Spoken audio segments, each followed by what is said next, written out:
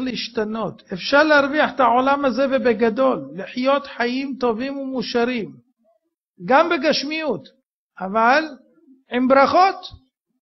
אפשר לאכול מאכל טעים ולברך עליו, לשתות משקה טעים ולברך עליו. אפשר ליהנות, אפשר לרקוד, אפשר לשמוח, אפשר הכל. והכל עם ברכות, הכל מצוות.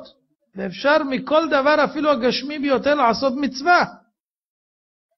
כשאברהם אבינו מארח אורחים והוא עומד בן 99, כחום היום אחרי ברית מילה ביום השלישי, זה הכי כואב, הוא מחפש אורחים.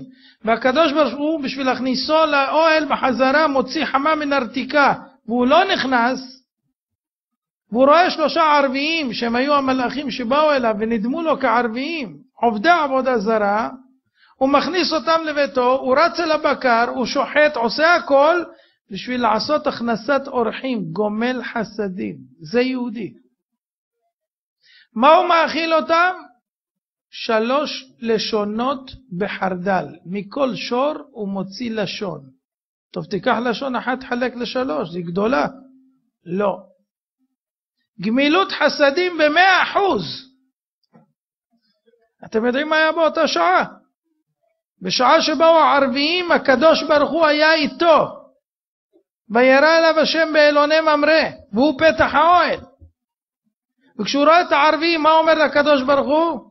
אל נא תעבור מעל עבדיך. סליחה, אני לא יכול לדבר איתך כרגע, יש אורחים.